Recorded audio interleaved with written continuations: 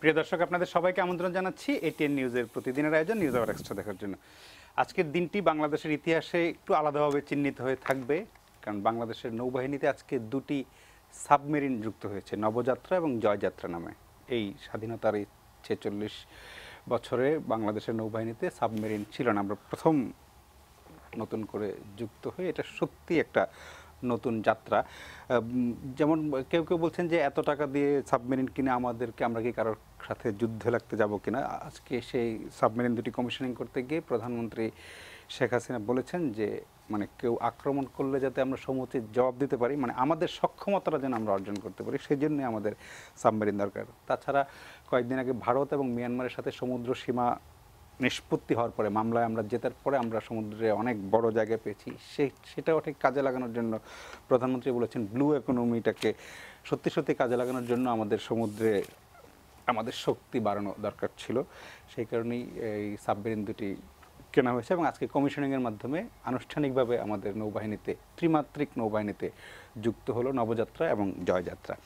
আজকে আমরা এই বিষয়টি নিয়ে কথা বলবো। সাথে মানে সাবমেরিন কেনা হয়েছে চীন থেকে, চীনের সাথে কেনার কারণে ভারত একটু নাখোশ হয়েছে কিনা এই নিয়েও একটু কূটনৈতিক পর্যায়ে নানা রকমের আলোচনা, শঙ্কা, আশা, নানা রকমের তৎপরতা দেখি, সেটা নিয়ে আমরা কথা বলার চেষ্টা করব। আমাদের স্টুডিওতে তিনজন অতিথিকে আমন্ত্রণ জানিয়েছি। আছেন অবসরপ্রাপ্ত brigadier general M Sakhawat Hossain, সাবেক নির্বাচন কমিশনার, তবে আজকে ওনার এই বিশেষজ্ঞ মানে জ্ঞানটি আমরা কাজে লাগাবো না, উনি নিরাপত্তা বিশ্লেষক। আমরা আজকে ওনার কাছ থেকে এই সাবমেরিনটা নিরাপত্তার জন্য কতটা দরকার সেটা শুনবো। আছেন এটিএন বাংলার প্রধান নির্বাহী সম্পাদক জয় মামুন। জয় মামুনকে আমন্ত্রণ জানানোর কারণ, জয় মামুন আজকে এই কমিশনিংয়ের অনুষ্ঠানে চট্টগ্রামে উপস্থিত ছিলেন। কিছুক্ষণ আগে, খুব বেশি করে ঘন্টা ২-২.৫ আগে ওনারা ঢাকায় নেমেছেন এবং একদম টাটকা মানে সাবমেরিনের উপরে দাঁড়িয়ে থাকার অভিজ্ঞতা আমরা তার কাছ থেকে শুনতে পারবো। এবং আছেন মোহাম্মদ আজিজুল হক, ডিপ্লোম্যাট, একসময় চীনে বাংলাদেশের রাষ্ট্রদূতের দায়িত্ব পালন করেছেন এবং বাংলাদেশ, ভারত, এই উপমহাদেশের যে রাজনৈতিক কূটনৈতিক টানাপোড়েন সেটা ওনার কাছ থেকে আমরা জানতে পারবো আশা করি। তবে যাওয়ার আগে আমরা আজকের অনুষ্ঠানের রিপোর্ট আরাফাত সিদ্দিকী চট্টগ্রাম থেকে পাঠিয়েছেন, সেটা একটু দেখে আমরা আলোচনা শুরু করব। সমুদ্র সীমা ও সম্পদ রক্ষায় শুধুমাত্র নিজের অদৃশ্য অবস্থানের কারণেই বেশ কয়েকটি যুদ্ধজাহাজের চাইতেও গুরুত্বপূর্ণ একটি সাবমেরিন। নিরাপত্তা বিশ্লেষকরা মনে করেন এশিয়ার ইমার্জিং টাইগার হয়ে ওঠা বাংলাদেশের জন্য গুরুত্বপূর্ণ একটি ত্রিমাত্রিক নৌবাহিনী। এর বাইরে বিশাল সমুদ্রের নীল অর্থনীতির হাতছানি তো রয়েছেই। রোববার সকালে চট্টগ্রামের ঈশা খান নৌঘাঁটিতে দেশের প্রথম দুটি সাবমেরিন আনুষ্ঠানিকভাবে উদ্বোধন করেন প্রধানমন্ত্রী শেখ হাসিনা। বাংলাদেশ নৌবাহিনী বেশ কয়েকটি যুদ্ধজাহাজ ও নেভাল এভিয়েশনের কারণে আকাশ ও জলসীমায় তার আধিপত্য বজায় রেখেছে বহু আগে থেকেই। সাবমেরিন যুক্ত হবার ফলে এবার আনুষ্ঠানিকভাবে যাত্রা শুরু করল ত্রিমাত্রিক নৌশক্তি হিসেবে। জমকালো কমিশনিং অনুষ্ঠান শেষে প্রধানমন্ত্রী শেখ হাসিনা বলেন, শান্তিপ্রিয় দেশ হিসেবে সবার সঙ্গে সুসম্পর্ক রাখাই বাংলাদেশের পররাষ্ট্রনীতি। তবে একটি স্বাধীন রাষ্ট্র হিসেবে বাংলাদেশকে তার সার্বভৌমত্ব রক্ষার সক্ষমতা অর্জন করতে হবে। আমরা কারোর সাথে কখনো কোনো যুদ্ধে লিপ্ত হতে চাই না, কিন্তু যদি কেউ আমাদের আক্রমণ করে তাহলে আমরা যেন তার সমুচিত জবাব দিতে পারি সেই প্রস্তুতি আমাদের সব সময় থাকবে। সেদিকে লক্ষ্য রেখেই আমরা যা যা করণীয় তা করে যাচ্ছি। আমাদের দেশের অভ্যন্তরে কেউ যাতে কোনো রকম সন্ত্রাসী কর্মকাণ্ড চালাতে না পারে তার জন্য আমরা যথাযথ পদক্ষেপ নিচ্ছি। দক্ষিণ এশিয়ায় বাংলাদেশ হবে একটি শান্তিপূর্ণ দেশ, আর শান্তি বজায় থাকলেই উন্নতি ত্বরান্বিত হবে, সেদিকে লক্ষ্য রেখেই আমরা কাজ করে যাচ্ছি। প্রধানমন্ত্রী বলেন, মিয়ানমার ও ভারতের কাছ থেকে সমুদ্র সীমা জয়ের পর বাংলাদেশের সামনে ব্লু ইকোনমির বিশাল সম্ভাবনার দ্বার উন্মোচিত হয়েছে। বাংলাদেশ তার সম্পদ অর্জন ও রক্ষায় কার্যকর পরিকল্পনা হাতে নিয়েছে বলেও মন্তব্য করেন তিনি। আমরা ইতিমধ্যেই ব্লু ইকোনমি অর্থাৎ এই সমুদ্রের সম্পদকে কিভাবে আমরা কাজে লাগাবো সেই পরিকল্পনাও গ্রহণ করেছি। কাজে আমাদের লক্ষ্য যে সমুদ্র সীমার যে নিরাপত্তা তা নিশ্চিত করবার জন্যই আমাদের নৌবাহিনীকে ত্রিমাত্রিক বাহিনী হিসেবে আমরা গড়ে তুলেছি। যুদ্ধজাহাজ নির্মাণে নিজস্ব সামর্থ্য বৃদ্ধি করা হচ্ছে। খুলনা শিপইয়ার্ডে প্রথমবারের মতো অত্যাধুনিক এলপিসি তৈরির কাজ চলমান রয়েছে। বাংলাদেশ নৌবাহিনী পরিচালিত চট্টগ্রাম ড্রাই ডককে ফ্রিগেট নির্মাণের প্রকল্প বর্তমান সরকার গ্রহণ করেছে। এই প্রকল্প বাস্তবায়িত হলে যুদ্ধ জাহাজ নির্মাণে বাংলাদেশ অনেকটা স্বয়ংসম্পূর্ণতা অর্জন করতে সক্ষম হবে। পরে দেশের প্রথম দুটি সাবমেরিন পরিদর্শন করেন প্রধানমন্ত্রী শেখ হাসিনা। কোনো দেশের উপকূলে বা সমুদ্রে কেউ বিনিয়োগ করতে চাইলে সবার আগে দেখতে চায় সেই দেশ তার বিনিয়োগের কতটা নিরাপত্তা দিতে পারবে। নৌবাহিনীর একটি কার্যকর সাবমেরিন স্কোয়াড্রন একদিকে সেই বিনিয়োগকারীদের আস্থা যেমন ফেরাবে, তেমনি বাংলাদেশের অর্থনীতির লাইফলাইন আমাদের সমুদ্র পথ নিরাপদ রাখতে কার্যকর ভূমিকা রাখবে। বিকেলে পতেঙ্গায় চট্টগ্রাম বোট ক্লাবে আয়োজিত শেখ হাসিনা পানি শোধনাগারের উদ্বোধনী অনুষ্ঠানে যোগ দেন প্রধানমন্ত্রী। চট্টগ্রামের রাঙ্গুনিয়া উপজেলায় প্রায় 1848 কোটি টাকা ব্যয়ে এই পানি শোধনাগার নির্মাণ করা হয়েছে। এর ফলে এখন থেকে চট্টগ্রামের 70% পানির চাহিদা পূরণ করতে সক্ষম চট্টগ্রাম ওয়াসা। অনুষ্ঠানে প্রধানমন্ত্রী শেখ হাসিনা বলেন, বর্তমান সরকার সারা দেশেই উন্নয়ন কাজ পরিচালনা করছে, তবে কিছু স্থানে উন্নয়ন বাধাগ্রস্ত হওয়ারও উদাহরণ তুলে ধরেন তিনি। সেই সঙ্গে প্রধানমন্ত্রী হুঁশিয়ার করে দিয়ে বলেন, কোনো প্রকল্পে কেউ দুর্নীতি করলে সে যেই হোক কোনো ছাড় দেয়া হবে না। যে কাজ দেব কাজটা সময় মতো করতে হবে, কাজটা মানসম্পন্ন করতে হবে। Arafat Siddiqui, ATN news, Chattogram. জয় মামুন, আমি আপনাকে দিয়ে শুরু করি, কারণ আমি শুরুতে যেটা বলছিলাম যে একদম সাবমেরিনের উপরে দাঁড়িয়ে থাকার যে টাটকা টকবগে উত্তেজনা, সেটা একটু যদি দর্শকদের সাথে শেয়ার করেন। প্রথম কথা হচ্ছে, আমি সাংবাদিক হিসেবে এবং বাংলাদেশের নাগরিক হিসেবে মূলত আমি এক ধরনের গর্ববোধ করি যে বাংলাদেশের এখন সাবমেরিন আছে। আমি জানি না ঠিক সাবমেরিন কি কাজে লাগবে, এটির প্রয়োজনীয়তা আদৌ আছে কিনা, সেগুলি হয়তো সামরিক বিশ্লেষক বা অন্য যারা কূটনীতিক তারা হয়তো বলতে পারবেন, কিন্তু আমার কাছে মনে হচ্ছে যে এটি আমাদের জন্য একটি গর্বের ব্যাপার এবং আমরা একটা বড় কিছু করলাম। বাংলাদেশ এখন অত বাংলাদেশের দিকে একটু ওইভাবে তাকানোর দেশ না। বাংলাদেশে যেহেতু সাবমেরিন আছে, এবং সাবমেরিন আছে কোন কোন দেশের, আমি একটু নিজের কৌতূহল থেকেই একটু উইকিপিডিয়া দেখলাম, গুগল করলাম, দেখলাম যে এখন বাংলাদেশ হচ্ছে 40তম দেশ যারা পৃথিবীতে সাবমেরিন অপারেট করছে অ্যাকর্ডিং টু উইকিপিডিয়া। আমিও এরকম 40 প্লাস মাইনাস, তো 40, আজকে বাংলাদেশ হচ্ছে 40তম। তো যদি তাই হয় তাহলে একদিক থেকে তো আমরা পৃথিবীর এতগুলো দেশের ভিতরে 40 নম্বর চলে আসছে, এটি একটি খুবই ভালো দিক। আর দ্বিতীয় কথা হচ্ছে যে আমি মনে করি যে বাংলাদেশের সামরিক বাহিনী, বিশেষ করে নৌবাহিনীকে এটি একটা খুব জোরালো একটা আস্থার জায়গায় নিয়ে যাবে। এই সাবমেরিন ব্যবহার করে তারা হয়তো জীবনেও কোনোদিন কোনো একটা কামান বা মিসাইল বা টর্পেডো নিক্ষেপ করবে না ভারতের দিকে বা মিয়ানমারের দিকে বা অন্য কারো দিকে। কিন্তু আমার এই জিনিসটি আছে, যেমন ধরেন আপনার বাড়িতে একটি বন্দুক আছে, কোনোদিন যদি আপনার বাড়িতে ডাকাত আসে সেদিন হয়তো আপনি ব্যবহার করবেন, কোনোদিনই ডাকাত আসলো না আপনার জীবদ্দশায়, কিন্তু বন্দুকটি আছে, সেটি একটি এক্সট্রা সাহস যোগায়। সেই রকমভাবে আমি মনে করি যে বাংলাদেশের নৌবাহিনীকে এই সাবমেরিন এক ধরনের সাহস যোগাবে। এটি হচ্ছে এক নম্বর কথা। দ্বিতীয় কথা হচ্ছে যে আমি খুবই সৌভাগ্যবান নিজেকে মনে করি যে আমি এই উদ্বোধনী অনুষ্ঠানে সেখানে উপস্থিত থাকতে পেরেছি। সরকার বা প্রধানমন্ত্রীর কার্যালয় বা যারা আমাকে ওখানে নিয়ে গিয়েছেন বা অন্য সাংবাদিকদেরকে, তাদের কাছে আমি কৃতজ্ঞতা জানাই, ধন্যবাদ জানাই। কারণ এরকম একটি দৃশ্য বাংলাদেশে তো আর দ্বিতীয়বার ঘটবে না। এরপরে হয়তো বাংলাদেশ আরো সাবমেরিন কিনবে, কিন্তু প্রথম সাবমেরিন বাংলাদেশে এনেছে এবং সেটি কমিশনিং হচ্ছে, প্রধানমন্ত্রী কমিশনিং করছেন, সেখানে অফিসাররা এবং অন্যান্য যারা সাবমেরিনের স্টাফ, নৌবাহিনীর অন্যান্য স্টাফ, তারা সুন্দর একটা আনুষ্ঠানিকতার ভিতর দিয়ে এই জিনিসটাকে মানুষের সামনে, সবার সামনে উপস্থাপন করছেন। একটি খুব ছোট্ট কিন্তু চমৎকার একটি ডকুমেন্টারি ফিল্মের মাধ্যমে বাংলাদেশের নৌবাহিনীর একটি সংক্ষিপ্ত ইতিহাস, বঙ্গবন্ধুকে ইনক্লুড করে, বঙ্গবন্ধু, বাংলাদেশের স্বাধীনতা এবং নৌবাহিনীর আজকের অবস্থান, এবং বলা হয় যে ত্রিমাত্রিক, 3 ডাইমেনশনাল। মানে আমরা একসময় অবাক হতাম যে নৌবাহিনী, তাদের আবার হেলিকপ্টার কেন, তারা তো নৌবাহিনী, তারা তো আর বিমান বাহিনী না। কিন্তু এখন আমাদের নৌবাহিনীও 3 ডাইমেনশনাল কাজ করবে, তাদের হেলিকপ্টার আছে। আমরা যখন ফেরার সময় প্লেনে আসছিলাম এয়ারফোর্সের, সেখানে একজন পাইলটের ড্রেস পরা ভদ্রলোককে দেখছিলাম, অফিসার। তো আমি আর আমার এক সহকর্মী বন্ধু সাংবাদিক, আমরা নিশ্চিত ছিলাম না যে আমরা তো আর ওনাদের এত ব্যাজ এগুলি বুঝি না, কিন্তু পাইলটের ড্রেসটা বুঝি। তা আমি বললাম যে উনি নিশ্চয়ই এয়ারফোর্সের অফিসার। তা আমার বন্ধু বললেন যে না, উনি নেভির। তারপরে আমরা গিয়ে ওনার সাথে কথা বললাম, উনি বললেন যে আমি তো নেভির। তো আমার খুব ভালো লাগলো যে একজন নেভির অফিসার পাইলট। তো এটিও 3 ডাইমেনশনাল যে নৌবাহিনী তার অংশ, এটিও একটি গর্বের বিষয়। আর সবশেষ যে বিষয় সেটি হচ্ছে যে চট্টগ্রাম এবং ওই অঞ্চলে যখন আজকে এই অনুষ্ঠানটি ঘটলো, আমি ওখানকার মানুষের ভেতরে, সাধারণ অনুষ্ঠানের পরে আমরা মানুষের সাথে কথা বলেছি, তারা কেউ কিন্তু এই প্রশ্ন করছেন না যে এই সাবমেরিন কিনতে কত টাকা লেগেছে, এই টাকা দিয়ে আরো কতগুলো রাস্তা বানানো যেত, কতগুলো ফ্লাইওভার বানানো যেত।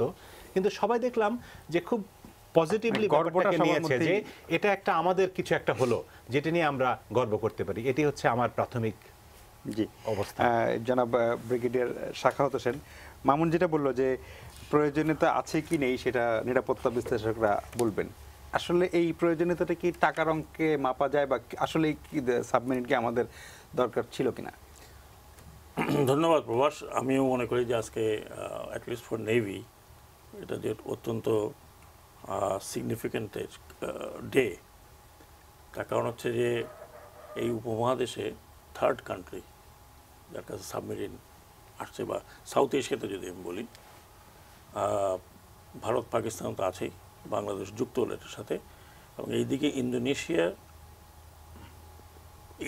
ইন্দোনেশিয়া পর্যন্ত, ইন্দোনেশিয়া নেভি এবং ফিলিপিন্স নেভিতে বেশ কিছু সাবমেরিন আছে। এই দিকটাতে এই অঞ্চলে সাবমেরিন নেই, মানে east of Bangladesh up to Malacca strait. এখন সাবমেরিনটা কী জিনিস? সাবমেরিনটা ইজ অ্যাটাক ওয়েপন, এটা ডিফেন্স ওয়েপন না, ইটস অ্যাটাক ওয়েপন। এটাকে এই সাবমেরিন যেটা O35 যে সাবমেরিনটা আনা হয়েছে, এটা হচ্ছে আপগ্রেডেড সংস্করণ of O33 চাইনিজ। 1990s দিকে চায়না এটা কমিশন করে। এই দুটোকে ওরা আপগ্রেড করেছে, এখনও কিন্তু চায়না ব্যবহার করছে। এগুলো আপগ্রেড করা হয়েছে উইথ লেটেস্ট ইকুইপমেন্ট দিয়ে। তো এটা this is attack all right, কিন্তু দুটো সাবমেরিন ইজ নট এনাফ বাংলাদেশের জন্য। বাংলাদেশের যদি সমুদ্র সীমার কথা বলি, 1,11,000 কিলোমিটার এখন সমুদ্র সীমা।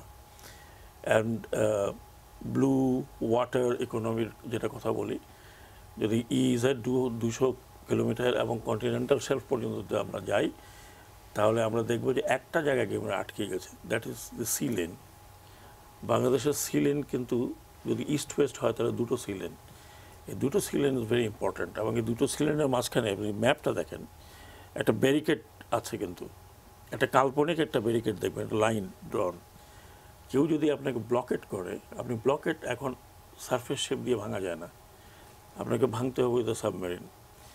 এখন আমাদের দুইটা সাবমেরিন এনাফ কিনা, আমি মনে করি এনাফ না। আমি কোনো ব্লকেট হবে কি হবে না, কবে হবে সেটা পরের কথা। আর্ম ফোর্সেস দুনিয়াতে এমনও আছে যে একদিন একটা রাইফেলও ফায়ার করে না, বাট দে আর দেয়ার। কিন্তু হ্যাঁ, সেনাবাহিনীতে থাকবে।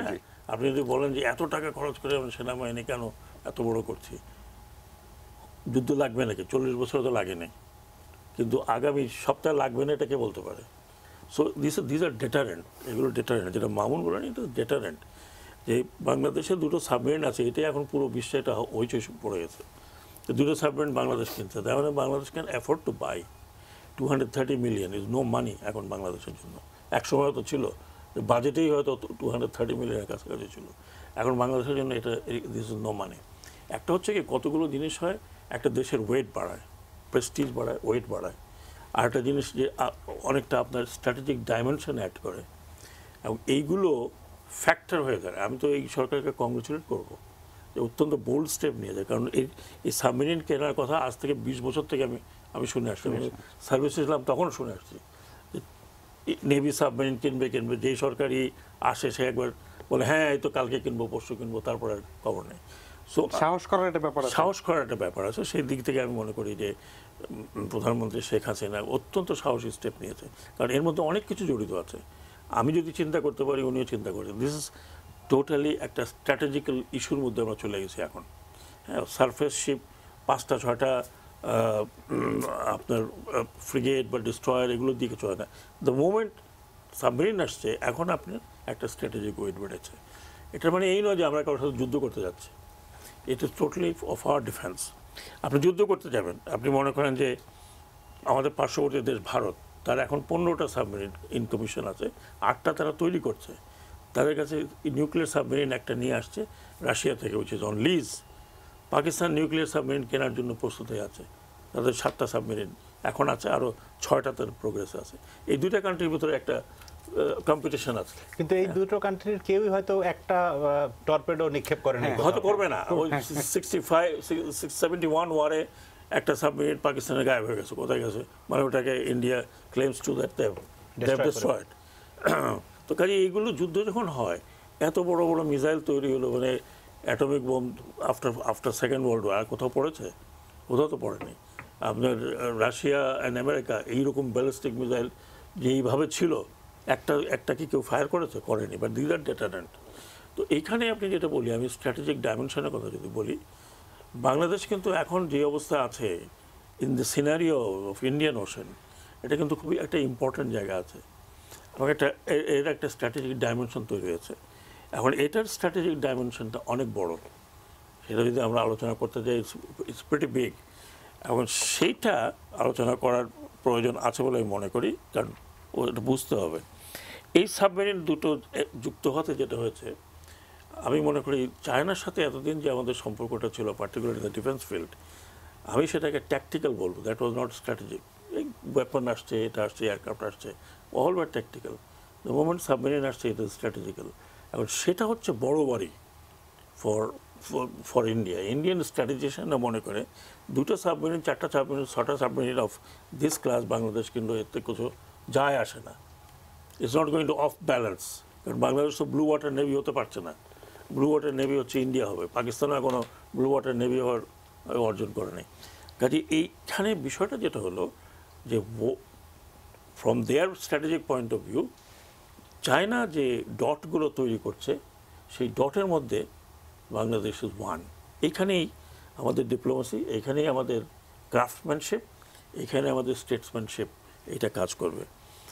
তার কাজেই আমি এই প্রশ্ন এইটুকু বলতে পারি যে this has added in the one dimension strategic value Bangladesh arm ফোর্সেসের অনেক বেড়েছে। আমি মনে করি দুইটাই শেষ নয়, উই হ্যাভ টু মিনিমাম, আমি তো মনে করি we have to have 6 submarine, because east and West বের জন্য। যদি আমরা থেকে কখনো চিন্তা করতে হয় যে কোনো সময় হয়তো বাইরের কেউ এসে একটা ব্লকেট তৈরি করলে উই আর ল্যান্ড লকড, তো একটু ব্রেক আউট। জি, জনাব আজিজুল হক, এই আমরা নিরাপত্তার দিকটা শুনলাম যে কতটুকু কাজে, ডিপ্লোমেসিতে এই যে নিরাপত্তার দিকে যে আমরা সক্ষমতা বাড়াচ্ছি, সেটা কি ডিপ্লোমেসিতে আমাদের কি প্লাস করবে? আর একটু ক্লিয়ার হওয়া দরকার আপনার প্রশ্নটা। না, প্রশ্নটা যে ধরেন আমরা এই নিরাপত্তার দিকে 2টা সাবমেরিন কিনে আমরা যে সক্ষমতা অর্জন করছি, মানে কূটনৈতিকভাবে বার্গেন করার ক্ষেত্রে এটা কোনো মানে আপনাকে প্লাস পয়েন্ট দিবে কিনা, বা সেখানে আমরা কতটুকু এটা কাজে লাগাতে পারবো? কূটনৈতিক ক্ষেত্রে বার্গেইন করার জন্য সরাসরি আপনার ফোর্স দেখাতে হবে, আর্ম ফোর্সেসের সরাসরি কোনো প্রভাব আছে বলে আমি বলবো না। একটা পরোক্ষ প্রভাব থাকতেই পারে। এরকম যখন আপনার নেগোশিয়েটিং টেবিলে দুটো দেশ নেগোশিয়েট করে, তখন রাষ্ট্রীয় প্রভাব বলে একটা বিষয় আছে যেটা কাজ করে। তো সেই রাষ্ট্রীয় প্রভাব হচ্ছে গিয়ে যে আপনার কত সম্পত্তি আছে, কত রিচ আপনি, আপনার আর্ম ফোর্সেস, আপনার মিলিটারি কতখানি শক্তিশালী, দক্ষ, এসব তার একটা পরোক্ষ প্রভাব তো থাকতেই পারে নেগোশিয়েটিং টেবিলে। আপনার প্রতিপক্ষ যদি মনে করেন যে আপনি মিলিটারিলি উইক, ইকোনমিক্যালি উইক, পাত্তা দিবেন না, আলোচনার টেবিলে আপনি একটু দুর্বল থাকবেন, আপনি বলেছেন, তো সেটা একটা পরোক্ষ প্রভাব অবশ্যই থাকতে পারে। ফলে না, আমি বলতেছি যে এই সাবমেরিনটা আমরা এই ধরেন সামনে এখন এই যে ভারত, চীন, মিয়ানমার, এই তাদের সাথে আলোচনা, বাণিজ্য সবকিছুর ক্ষেত্রে এটা নিশ্চয়ই আমরা কিছু এখান থেকে আমরা অ্যাচিভ করতে পারবো। মানে তাদের না, আমার মনে হয় যে আমাদের মূল উদ্দেশ্য ঠিক ওই এটার মাধ্যমে আমাদের প্রতিবেশী দেশকে এই সাবমেরিন দেখিয়ে আমরা অর্জন করব। না না, মানে দেখানোর কথা না, ওই যে আপনি যেটা বলছিলেন যে আলোচনা টেবিলে একটা মানসিক একটা ইয়ে থাকে। জি, সে কথায় আসছি। আমাদের মূল উদ্দেশ্য কি, মাননীয় প্রধানমন্ত্রী খুব সুস্পষ্ট ভাষায় যথার্থভাবেই বলেছেন যে আমরা আমাদের এই সাবমেরিন অর্জন এর মাধ্যমে ত্রিমাত্রিকতা লাভ করলো আমাদের নৌবাহিনী। আমরা একটা আধুনিক দেশ, আমরা একটা প্রগতিশীল দেশ, অর্থনৈতিক সমৃদ্ধি এসছে, নজিরবিহীন সমৃদ্ধি ঘটেছে গত 1 দশকে। সাথে সাথে কিন্তু আপনার সম্পদ যেহেতু বেড়েছে, এগুলোকে রক্ষা করার দায়িত্ব কিন্তু আমাদের আর্ম ফোর্সেসের। আমাদের স্থলভাগের যতটুকু সীমানা আছে তার দ্বিগুণ সীমানা আপনার সমুদ্র, 1,11,000 স্কোয়ার কিলোমিটার। অবশ্য আমাদের in terms of square kilometre আমাদের ল্যান্ড এরিয়া হচ্ছে 1,44,000 square kilometre. So another Bangladesh we are getting. তো এখন এটা যদি এটা তো আর্মি তো শীতে যে এটা রক্ষা করতে পারবে না, বা এয়ারফোর্সের পক্ষে সম্ভব নয়, যেটা ডেফিনেটলি আপনাকে শক্তিশালী নেভি থাকতে হবে, এবং এই সাবমেরিনটা দরকার। এজন্যই আপনি ব্লু ইকোনমির কথা আমরা শুনছি। আমরা বিশ্বাস করি অঢেল সম্পদ রয়েছে বে অফ বেঙ্গলের বেডে, এবং মৎস্য সম্পদ, marine resources and mineral resources, এগুলোর রক্ষার জন্য, এগুলোর দেখভাল করার জন্য শুধু সমুদ্রের উপর দিয়ে ঘোরাঘুরি করলেই চলবে না, আপনার জলের গভীরে পৌঁছতে হবে। সেজন্য সাবমেরিন দরকার। আর নিরাপত্তা বিশ্লেষক উনি খুব সুন্দরভাবে ব্যাখ্যা করেছেন যে আপনার in case of a blockade by some adversary, পজিশনটা এমন যে চাইলে আমাদের ব্লক করে, সেক্ষেত্রে শুধু দুটো সাবমেরিন যথেষ্ট নয়, ভবিষ্যতে আরও সাবমেরিনের প্রয়োজন হবে।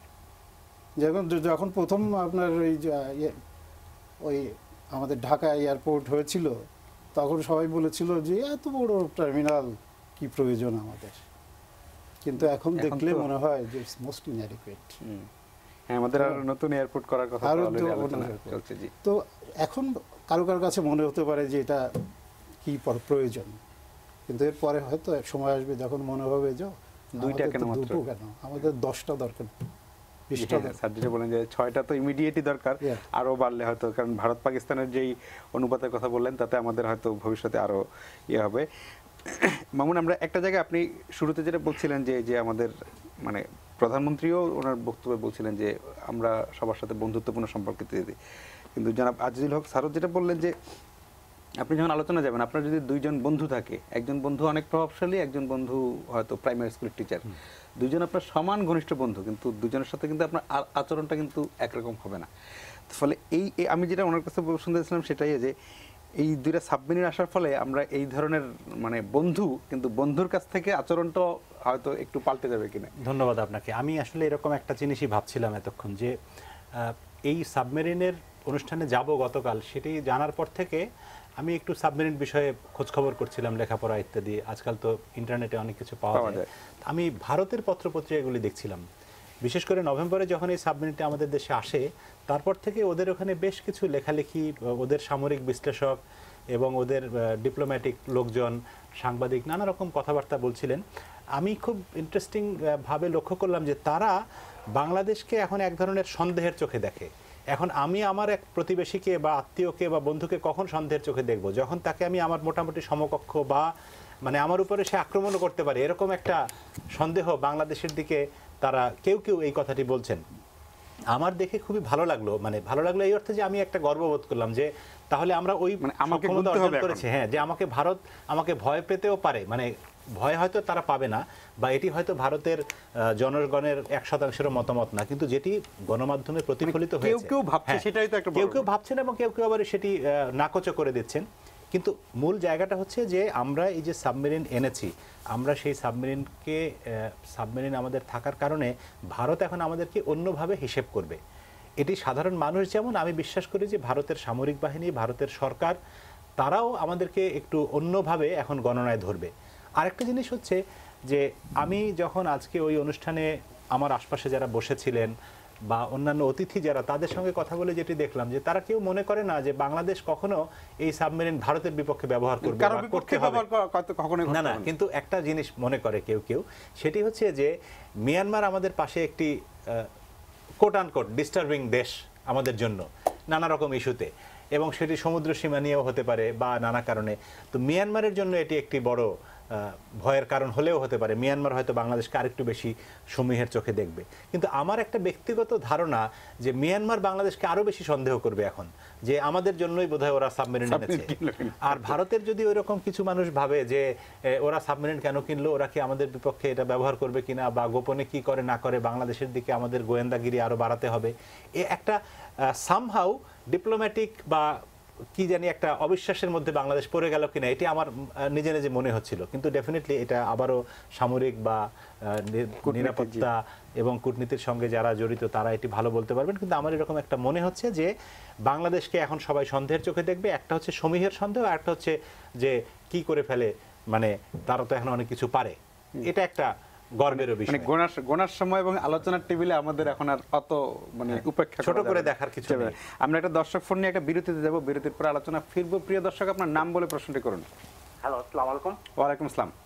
আমি ব্রিগেডিয়ার জেনারেল অবসরপ্রাপ্ত সাখাওয়াত সাহেবের কাছে আমার প্রশ্ন, যে দরিদ্র অসহায় একটি রাষ্ট্র, হ্যাঁ, যেখানে 80% লোক দরিদ্র সীমার নিচে বাস করে, সেখানে দুটি সাবমেরিন বাংলাদেশের জন্য কতটুকু প্রয়োজনীয়তা আছে এবং ভবিষ্যতে লাগবে, সেটা ওনার কাছে আমি জানতে চাচ্ছি। আচ্ছা, প্রথমে আপনাকে বলে নিই যে আপনার একটা ইনফরমেশন খুবই ভুল। 80% বাংলাদেশের দরিদ্র মানুষ 80% মোটেই না। বাংলাদেশের দরিদ্র সীমা অনেক, আমরা গত কয়েক 20%-এর কাছাকাছি, 20%-এর কাছাকাছি 80% লোক দারিদ্র রেখার উপরে। জি, মানে 20% এখন দারিদ্র সীমার নিচে বাস করে। গত 10 বছরে দারিদ্র বিমোচনের ক্ষেত্রে আমাদের নাটকীয় উন্নতি হয়েছে। আপনার এই তথ্যটি ঠিক নয়, তবু আপনার দারিদ্র সীমার নিচে বাস করে তাদের জন্য সরকারের নানা রকম কর্মসূচি, সামাজিক সোশ্যাল সেফটি নেটের নানা কর্মসূচি আছে। তবু আপনার প্রশ্নটি নিশ্চয়ই ব্রিগেডিয়ার জেনারেল অবসরপ্রাপ্ত সাখাওয়াত হোসেন বিরতির পরে দেবেন। আমরা ছোট্ট একটা বিরতি নিয়ে ফিরে আসছি, আশা করি সঙ্গে থাকবেন।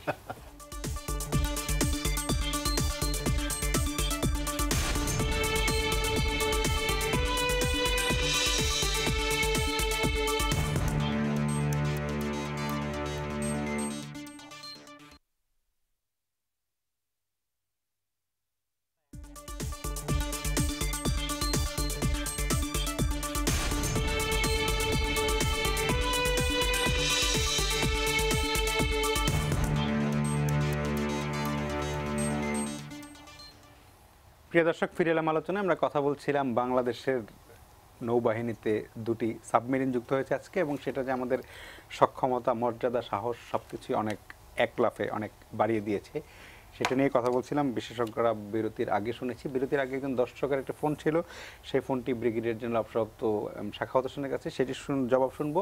আরেকজন দর্শক ফোনে আছেন, সেটি নিয়ে। প্রিয় দর্শক, আপনার নাম বলে প্রশ্নটি করুন। হ্যালো, জি, আমার নাম বিপ্লব, আমি রাজবাড়ি থেকে বলছি। জি প্লিজ। আর দুটি সাবমেরিন পাওয়ার মধ্যে দিয়ে প্রমাণ হলো চীনের সাথে বাংলাদেশের সম্পর্ক অত্যন্ত গভীর, শক্তিশালী। এই সম্পর্কের কারণে ভারত, যুক্তরাষ্ট্র, রাশিয়া বা অন্যান্য দেশের সাথে আমাদের সম্পর্কের কোনো প্রভাব পড়বে কিনা, আর এই সম্পর্কের ভারসাম্য রক্ষার জন্য আমাদের কি করা উচিত? জি, আপনার এই প্রশ্নের উত্তরটি আমি মোহাম্মদ আজিজুল হক সাহেবের কাছ থেকে নিব। আমি প্রথম প্রশ্নের উত্তরটি আপনার কাছ থেকে নিয়ে নিই। প্রথম প্রশ্নের উত্তর অত্যন্ত জটিল উত্তর। প্রথমত আপনি বলছেন যে আমাদের এখানে এখন 80%, না, এটা তো উল্টা। 80% কখনোই ছিল না, 20%। দেখুন, এটা যদি আমি এইভাবে বলি যে হত দরিদ্র গরিব মানুষ আমাদের দেশে, তারও কিন্তু মাথার উপর একটা শেল্টার থাকে দরকার। সে মনে করে যে একটা শেল্টার থাকলে আমি সেফ। একটা সেফটির ব্যাপার আছে। অনেক সময় দেখা যায় যে অ্যাফোর্ড করতে পারি না, তারপরে একটা লোক রাখে যে ভাই তুই রাত্রেবেলা একটু পাহারা দিস আমাকে। সেটা এক জিনিস। দেশ যখন একটা স্বাধীন রাষ্ট্র হয়, সভরেন কান্ট্রি, তার বার্গেনিং পাওয়ার ইনক্রিজ করতে হয়। তার বার্গেনিং পাওয়ার ইনক্রিজ করার জন্য অনেকগুলো এলিমেন্ট থাকে। ডিপ্লোমেসি ফেইলস, যেখানে ডিপ্লোমেসি ফেল করে তখন আপনাকে একটা ডেটারেন্টের ভয় বলেন, ভীতি বলেন, যাই বলেন, এটা দেখাতে হয়। সেই পর্যায়ে হয়তো আমরা যাব না, আমাদের diplomacy quite vibrant to do that. তো এখন আমি উদাহরণ যদি দিই, আমাদের এই সাবকন্টিনেন্টে অনেক দেশ আছে যাদের বেসিক এলিমেন্ট এখন 40% লোকের কাছে পৌঁছেনি। পানি 40% লোকের কাছে পৌঁছেনি, অথচ they have 4th largest army আর 5th largest navy and 8th largest air force. এখনও ওপেন লোকে ক্ষেতের মধ্যে যায়, যেটা আমাদের দেশে যায় না। আমাদের দেশে একদমই নেই। তো আমরা তো ওই ইন্ডেক্সে অনেক আগে আছি, যে আমাদেরকে এত ছোট ভাবার আমরা যেন না ভাবি। হ্যাঁ, আমরা দরিদ্র, তার কোনো সন্দেহ নেই। দরিদ্র মানে কি, আমার কাছে এক্সেস টাকা নেই যে আমি এটা দিয়ে বিলাসিতা করব, যা আছে ডাল ভাত খেয়ে চলছে। তো আমরা সেই জায়গার থেকে তো বেরোতে হবে। 100% কোনো দেশে, আমাদের মতো দেশে 100 ভাগ লোককে মিডল ক্লাসও আনা যায় না, 100 ভাগ লোককে আপার ক্লাসও আনা যায় না। কিছু এরকম বৈষম্য থাকবেই, তার মধ্যে দিয়েই আপনাদেরকে উপরে উঠে আসতে হবে। তবে আমি যা দেখি বাংলাদেশের গ্রামে গঞ্জে, আমি তো অনেক জায়গায় যাই, দরিদ্র মানুষ আছে, তাতে কোনো সন্দেহ নেই। কিন্তু সেই দরিদ্র মানুষ, আমি যখন ছোটবেলায় যে দরিদ্র মানুষ দেখেছিলাম একদম না খেয়ে মরার যে অবস্থা, ওই রকম সেই দরিদ্রতা নেই। আমরা আশা করি যে আরো ভালো হবে। আর এই ধরুন আজকাল তো বাংলাদেশে 1000 কোটি টাকা, 2000 কোটি টাকা, 4000 কোটি টাকা কিছু না, কারণ আমাদের আর্নিং সেরকম আছে। তো এটা দরকার আছে, একটা সভরেন কান্ট্রির মর্যাদা বাড়াবার জন্য অনেক সময় অনেক কিছু করতে হয়, দরকার আছে। আমরা যেই বিশ্ব পরিস্থিতিতে এখন আছি, সেখানে যদি আমাদেরকে কাউন্ট করতে হয়, তাহলে আমাদেরকে অ্যাটলিস্ট কোনো না কোনো জায়গায় এক্সেল করতে হবে। আজকে যেমন গার্মেন্টসের জন্য পুরো হোল ওয়ার্ল্ড নোজ বাংলাদেশ, তো সব কিছুরই একটা সামঞ্জস্য থাকা উচিত। আমি আপনার সাথে একমত যে হয়তো আমরা এই টাকাটা অন্য জায়গায় খরচ করতে পারতাম, কিন্তু আমাদের তো সেই জায়গাটার তো অসুবিধা হচ্ছে না। আমাদের পদ্মা সেতু তো হচ্ছে, আরও একটা আরও বড় সেতু হবে, ফ্লাইওভার হচ্ছে, সামাজিক কর্মসূচিগুলো হচ্ছে। সেগুলো বাদ দিয়ে যদি শুধুমাত্র ডিফেন্সে খরচ করা হয়, তখন একটা প্রশ্ন উঠতে পারে। তো যাই হোক, এটা একটা কথা বললেন। আর দ্বিতীয় কথাটা যে আমি একটু বলি, চীনের সাথে গভীর সম্পর্ক, মুশকিলটা হচ্ছে যে মামুন যে কথাটা বললেন, যে আমি আজকের থেকে না, আমি 2 বছর থেকে পড়ছি ইন্ডিয়ান স্ট্র্যাটেজিক্স, তাদের এবং আমার অনেক লেখার মধ্যে আমি লিখেছি। এখন না একটু আমি অন্যদিকে ডাইভার্ট হয়ে গেছি। ইন্ডিয়া বা আমাদের ভারতের কথা বলি, ভারতের সমস্যা কিন্তু বাংলাদেশকে নিয়ে নয়। ভারতের সমস্যা 2টা সাবমেরিন নিয়ে নেয়, আরও 6টা সাবমেরিন হলো ভারতের। ভারত জানে যে বাংলাদেশ ফ্রেন্ডলি কান্ট্রি, আমরা কখনোই ব্যবহার হব না। একটা হলো আমরা ব্যবহার হব না, আর একটা হলো যে আমরা কিছুই ইন্ডিয়ার এগেন্সে আমাদের কিছু করণের চিন্তা ভাবনা কখনো হয় না।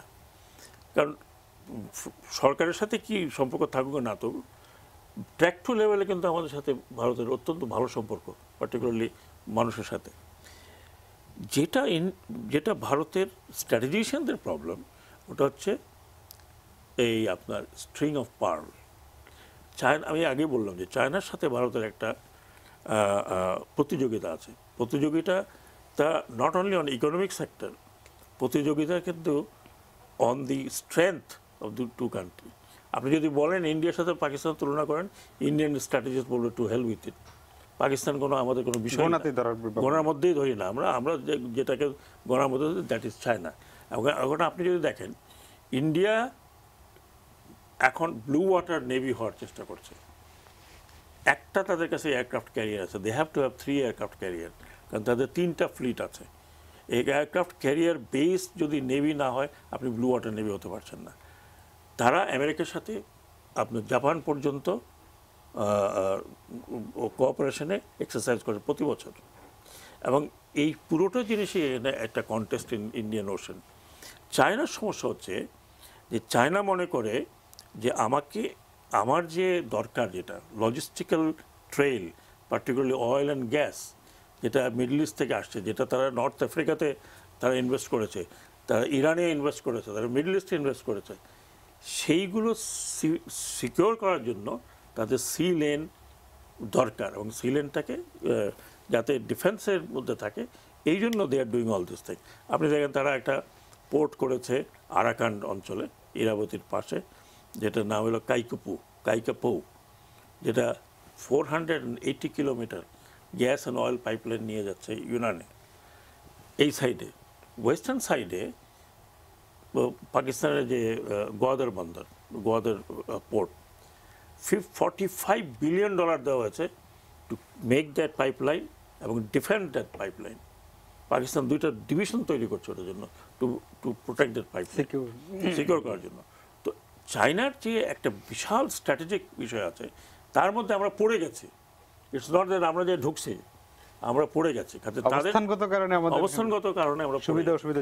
এখন ভারতের যে সমস্যা, ইট ইজ নট আপনি 2টা পারচেস করলেন, ওদের সমস্যা হচ্ছে এটা ট্রেনিংয়ের জন্য যে লোকগুলো এখানে থাকবে, এক্সপার্টগুলো থাকবে, সেই এক্সপার্টিস তো বাংলাদেশ, তাদের উপস্থিতিটা এবং অন দ্য লং রান, যেটা আমি বললাম যে আমাদের সাথে চায়নার কোনো স্ট্র্যাটেজিক রিলেশন তৈরি হচ্ছে এটার মধ্যে কিনা, এটা একটা, সেটাই হলো তাদের উদ্বেগ। এখন আমাদের প্রধানমন্ত্রী বলেন বা এখন যে এই সরকার আছে, তারা তো they are trying to balance it. হ্যাঁ, এখন আমরা যদি এটা মনে করেন যে রাশিয়ার থেকে কেনা হতো, অথবা জার্মানি থেকে কেনা হতো, এইটা নিয়ে আমাদের ইন্ডিয়ান স্ট্র্যাটেজিস্ট অত বদার করতো না। এখন বদার করছে। আপনি দেখেন মিয়ানমার, শ্রীলঙ্কা, এইদিকে পাকিস্তানি পোর্ট, ওইদিকে জিবুতি, এই পুরো লাইন আপনার যদি সি সিল্ক রুট, তারপরে ওয়ান রোড ওয়ান একটা তৈরি হচ্ছে না, ওয়ান বেল্ট ওয়ান রোড, এর মধ্যেও কিন্তু বাংলাদেশকে যুক্ত করা হচ্ছে। তো আমাদেরও প্রয়োজন আছে, ইটস নট দ্যাট আমাদের প্রয়োজন নাই, আমাদেরও প্রয়োজন আছে। Because as a sovereign country China is also big neighbour, খুব ডিস্টেন্ট নেইবার হলো বিগ নেইবার।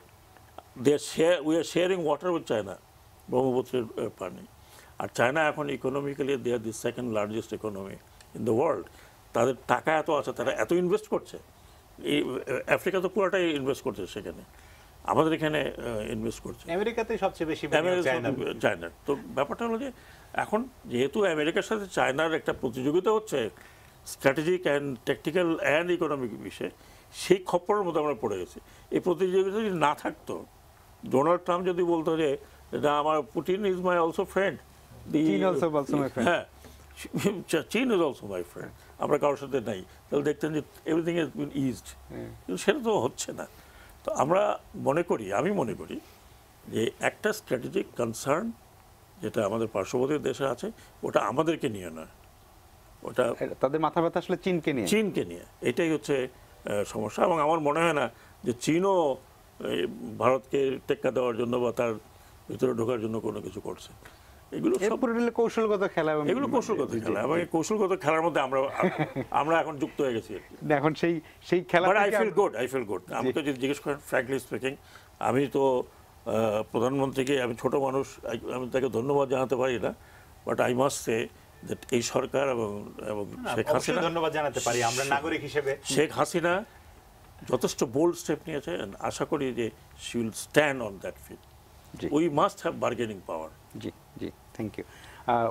একজনের প্রশ্ন রেখে দিয়েছিলাম আপনার জন্য, এবং উনি খুব এই কিছুটা ব্রিগেডিয়ার জেনারেল শাখাওয়াত টাচ করেছেন, সেটা যদি আপনি আরেকটু ডিপ্লোমেসির এই চিত্রটা একটু যদি বড় করে আমরা দেখি যে আসলে সামনের দিনগুলি কেমন আমরা করব। দেখেন, উনি যেটা বলেছেন যে আমাদের স্ট্র্যাটেজিক ইম্পর্টেন্স কিন্তু বেড়েছে, কেন আমাদের নিয়ে এখন অনেকের আগ্রহ আছে। এটা এই কারণে যে global geopolitical this situation scenario, it is always changing. তো এখন আমরা এমন একটা স্ট্র্যাটেজিক লোকেশন আমাদের, যে জন্য আমরা ইন্ডিয়ার কাছে গুরুত্বপূর্ণ, চায়নার কাছে গুরুত্বপূর্ণ, এমনকি সাউথ ইস্ট এশিয়ার কান্ট্রিগুলোর কাছেও খুব গুরুত্বপূর্ণ, আমেরিকার কাছেও গুরুত্বপূর্ণ। রাইভেলরি শুধু ইন্ডিয়া আর চায়না না, রাইভেলরি অ্যাজ ইউ নো যে আমেরিকা এবং চায়নার ভেতরে প্রধান রাইভেলরি। রিজিওনাল রাইভেলিটিতে অফকোর্স চায়না একদিকে আর ইন্ডিয়া একদিকে। আমার মনে হয় না যে আমরা যদি আরও 5-6-7টা সাবমেরিনও অর্জন করি তো ইন্ডিয়ার কোনো মাথা ব্যথা থাকবে যে আমাদের কয়টা সাবমেরিন হলো কি। বাট যেমনটি উনি উল্লেখ করেছেন যে উদ্বেগের বিষয় হচ্ছে যে চায়না থেকে যারা আমাদেরকে ট্রেন করতে আসবে সাবমেরিনগুলো নিয়ে, তারা ইন্ডিয়ার বিরুদ্ধে কোনো বিরুদ্ধে কোনো কাজে লিপ্ত হয় কিনা। বাট আমাদের বর্তমান সরকার এই সময়টাতে গত প্রায় 9 বছর, 8-10 বছরের কাছাকাছি হতে যাচ্ছে, এই সময়টাতে আমার মনে হয় যে আমরা ইন্ডিয়ার এতটুকু আস্থাভাজন বোধ হয় হতে পেরেছি যে আমাদের সরকারের নীতিটাই হচ্ছে যে বাংলাদেশের টেরিটরি কোনো বন্ধু দেশের বিরুদ্ধে ব্যবহার করা হবে না।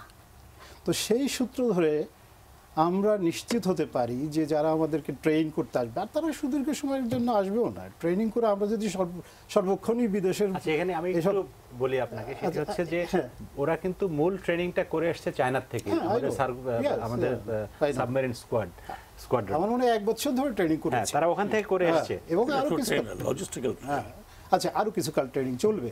তারা একেবারে ফর অ্যান ইনডিফিনিট পিরিয়ড তারা আসেনি, থাকবে না, এবং আমাদের ডিপেন্ডেন্স তা হতেও পারে না, আমাদের সাবমেরিন আমাদেরকেই চালাতে হবে। তো সেই উদ্বেগের যে কারণ আসলে কিন্তু নেই।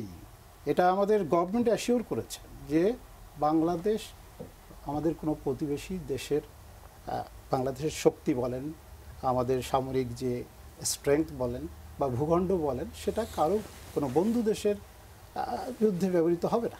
কাজেই আমি কোনো ভারতের উদ্বেগের কোনো কারণ দেখি না কেন। বাট যেটুকু হয়তো তারা ফিল করছেন যে এটা সবাই জানে যে চায়নার সঙ্গে ভারতের একটা প্রচণ্ড রাইভেলরি আছে।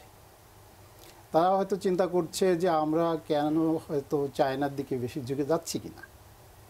বাট আমরা এটা আসলে গত বছর চীনের প্রেসিডেন্টের বাংলাদেশের সফরের পর থেকে কিন্তু এই টেনশনটা একটু করে একটু হয়তো এখন বেশি হয়েছে। বাট উদ্বেগ সবসময় ছিল, বিশেষ করে সাম্প্রতিক বছরগুলোতে যখন আমাদের উন্নয়ন ঘটেছে এবং আমাদের সমৃদ্ধি এসছে এবং বাংলাদেশের স্ট্র্যাটেজিক ইম্পর্টেন্স এসব কারণেই বৃদ্ধি পেয়েছে। আর অফকোর্স আমি যেটা বলছিলাম যে জিওপলিটিক্যাল সিনারিও চেঞ্জ হচ্ছে, তার ফলে আমাদের ডেফিনেটলি আমাদের গুরুত্ব বেড়েছে। আমরা সব বন্ধু দেশের থেকে আমরা অ্যাজ আই মেনশন যে আমরা চায়নার কাছে ইম্পর্টেন্ট, ইন্ডিয়ার কাছে ইম্পর্টেন্ট, আমরা ইউএসের কাছে important. We want to B benefited from all our relations from all our friendly countries. তাতে তো কোনো দোষের কারণ নেই। অবশ্যই আমরা এই নিশ্চয়তা তো আমাদের সরকার দিয়েছে যে কোনো বন্ধু দেশের বিরুদ্ধে আমাদের আমাদের দেশ ব্যবহৃত হবে না। একটি জিনিস হলো যে মাননীয় প্রধানমন্ত্রী এটা স্পষ্টভাবে বলেছেন, এটা হলো যে আমাদের এই যে আমাদের ডিফেন্সের যে উন্নয়ন, শক্তি বৃদ্ধি, এটা হলো মূলত আত্মরক্ষামূলক। We will be on the defensive. আমরা কিন্তু we are not going into the offensive. আমরা কোনো দেশ আক্রমণ করার স্বপ্ন দেখি না বা আমাদের সে উদ্দেশ্য নেই। বাট কেউ যদি আমাদেরকে আক্রমণ করে, হ্যাঁ, প্রধানমন্ত্রী বলেছেন যে সম্মতির জবাব যাতে দিতে পারি সেই সক্ষমতাটা আমাদের অর্জন করতে হবে। আমাদের সেই আত্মরক্ষার যে এটা রাইট, এটা একটা আপনি বলতে পারেন যে এটা একটা মৌলিক রাইট, অধিকার বলা চলে এটাকে। তো সেই অধিকার আছে আমাদের। হ্যাঁ, জি জি। আমরা আরেকটা বিরতিতে যাচ্ছি, একজন দর্শক ফোনে অপেক্ষা করছেন ফোনটি নিয়ে। প্রিয় দর্শক, আপনার নাম বলে প্রশ্নটি করুন। ওয়ালাইকুম আসসালাম। আমি সাধারণ করে বেগমগঞ্জ নোয়াখালী থেকে। জি, আমার প্রশ্ন ব্রিগেডিয়ার জেনারেল ঢাকায় শ্বশুর সাহেবের কাছে। বাংলাদেশের ভৌগোলিক অবস্থান হচ্ছে ভারতের বলা যায় সত্যিকার অর্থে প্যাটের ভিতরে, আর দক্ষিণে হচ্ছে সাগর। এখন প্রশ্ন হচ্ছে আমরা কোন দেশের থেকে আক্রমণ শিকার হতে পারি? মিয়ানমার তো হচ্ছে সাগরের 250 কিলোমিটার আরো পূর্ব দিকে। এখন ভারত কোনোদিনও বাংলাদেশ আক্রমণ করবে না। পাকিস্তান যদি আক্রমণ করতে হয় ভারতের উপর দিয়ে আসতে হবে, কিন্তু ওই পরিমাণ 13 মনের বিমানে থাকবে না। এখন এত কোটি কোটি টাকা খরচা করে যদি করা হয়, তাহলে এটা কি ওই যে কোন শত্রু, এই শত্রুটা জানাবেন না। আচ্ছা, ঠিক আছে, আপনাকে অনেক ধন্যবাদ। বিরতির পরে আপনার প্রশ্নের উত্তরটি জানার চেষ্টা করব। যদিও ঠিক এইরকম উত্তরটি উনি বিরতির আগের দিয়েছেন, তবু যদি আর কিছু যোগ করতে চান আমরা শুনবো। কারণ আমরা একদম যে আক্রমণ করতে হবে, যুদ্ধ করতে হবে তাই না। সবাই বলছেন যে এটা আসলে একটা সক্ষমতা, আপনার নিজের সাহস বাড়ানোর জন্য আপনার এই সক্ষমতা অর্জন করাটা দরকার। তবুও বিরতির পরে আমরা ব্রিগেডিয়ার জেনারেল এম শাখাওয়াত হোসেনের কাছে জবাবটি জানার চেষ্টা করব। ফিরে আসছি একটু পরেই।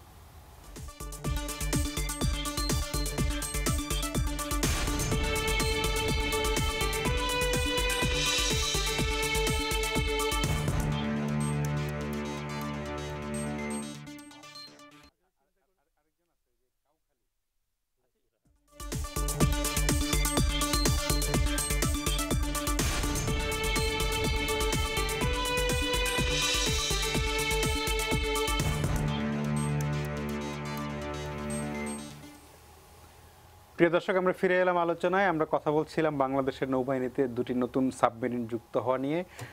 যে কটি প্রশ্ন এসেছে প্রায় সবাই মানে কারো কারো একটু উদ্বেগটা একটু বেশি, যে আমরা গরিব দেশ, এত টাকা খরচ করে সাবমেরিন কিনতে হবে কেন, সেইটা নিয়ে। তারপরেও সেই উত্তরগুলো আমরা নেব। আরেকজন দর্শক ফোনে অপেক্ষা করছেন, ফোনটি নিয়ে আমি আলোচনায় ফিরছি। প্রিয় দর্শক, আপনার নাম বলে প্রশ্নটি করুন।